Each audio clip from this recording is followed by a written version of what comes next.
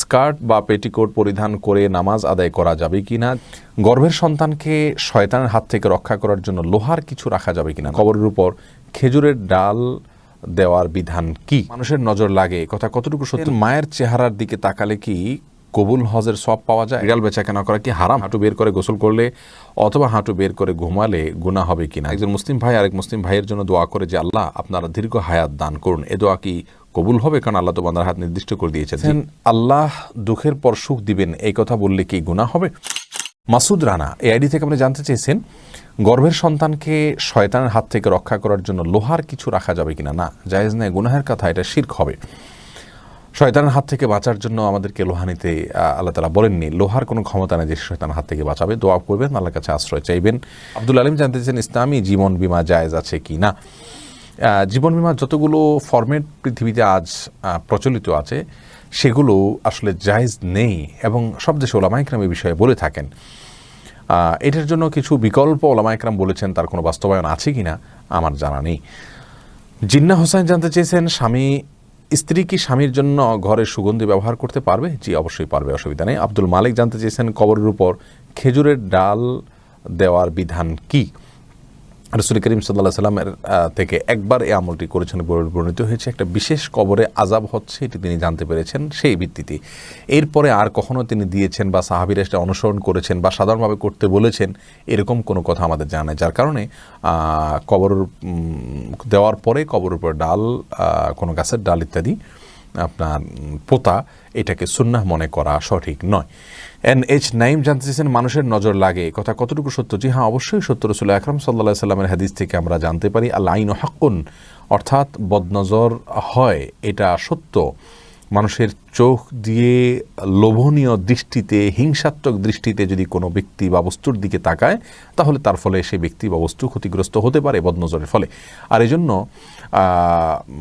ওই ব্যক্তি কোনো ব্যক্তি বা কোনো বস্তুর দিকে তাকালে, আশ্চর্যান্বিত হলে, অবাক লাগলে তখন মাশাআল্লাহ, আলহামদুলিল্লাহ এরকম শব্দ উচ্চারণ করা ভালো, তাহলে বদনজর থেকে ওই বস্তুটি রক্ষা পায়। আর যদি কারোর বদনজর লেগেছে এরকম মনে হয় তাহলে সেক্ষেত্রে ওই ব্যক্তিকে, যার বদনজর লেগেছে মনে হয়, তার কাছ থেকে পানি পড়া নিয়ে বদনজর লাগা ব্যক্তির শরীরের উপরে যদি ঢেলে দেওয়া হয় তাহলে সেক্ষেত্রে আপনার বদনজর থেকে আল্লাহ রাব্বুল আলামিন তাকে রক্ষা করেন, অর্থাৎ তার ক্ষতি থেকে আল্লাহ তাআলা হেফাজত করেন। এরপরে উড়াল পাখি আইডি থেকে জানতে চেয়েছেন ভাত খাওয়া আর কোরআন পড়া এক, মুরব্বীরা বলে না, সম্পূর্ণ ভুল এবং ভ্রান্তিমূলক কথা। ভাত খাওয়ার সাথে কোরআন পড়ার কোনো সম্পর্কই নেই এবং সম্পূর্ণ দুই জিনিস। ভাত খাওয়া জায়েজ কাজ, কোরআন পড়া ইবাদত, অতএব দুইটাকে এক করা সঠিক নয়। এই জন্য ভাত খাওয়ার সময় কথা বললে মুরব্বীরা অনেক সময় মনে কষ্ট পান, এটা সঠিক নয়। হ্যাঁ, খুব বেশি কথা বলাও প্রশংসনীয় নয়, কিন্তু প্রয়োজনীয় কথা বলা যেতে পারে এবং কখনোই ভাত খাওয়া আর কোরআন পড়া এক কথা নয়, এটা কোরআন হাদিসের কোনো কথা নয়। ইসলামের কথা আমাদেরকে নিতে হবে কোরআন থেকে অথবা হাদিস থেকে, এবং এই কথাটা মুরব্বীদের সবাইকে বোঝানোর চেষ্টা করতে হবে। সজীব জানতে চেয়েছেন মায়ের চেহারার দিকে তাকালে কি কবুল হজের সওয়াব পাওয়া যায়? না, এ সম্পর্কে কোনো বিশুদ্ধ হাদিস আমাদের জানা নেই। এই বিষয়ে আমাদের একটা ভিডিও রয়েছে, আপনি শুনতে পারেন সেটা। ইসরাত জাহান তৃষা জানছেন বিড়াল বেচাকেনা করা কি হারাম?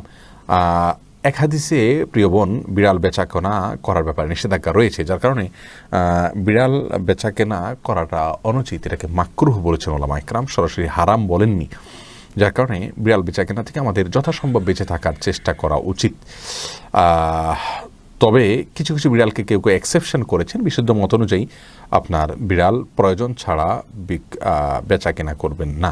মাঝারুল জানতে চেয়েছেন হাঁটু বের করে গোসল করলে অথবা হাঁটু বের করে ঘুমালে গুনাহ হবে কিনা। জি, ঘুমালে গুনাহ হবে না, যদি অন্য কেউ না দেখে, গোসল করলেও গুনাহ হবে না। এরপরে মুরাদ মিজি জানতেছেন একজন মুসলিম ভাই আরেক মুসলিম ভাইয়ের জন্য দোয়া করে যে আল্লাহ আপনারা দীর্ঘ হায়াত দান করুন, এ দোয়া কি কবুল হবে? কারণ আল্লাহ তো বান্দার হাত নির্দিষ্ট করে দিয়েছেন। জি, এটা অবশ্যই দোয়া কবুল হতে পারে, কারণ কিছু হায়াত আছে যেটা এক্সটার্নাল এবং সেটি পরিবর্তনযোগ্য।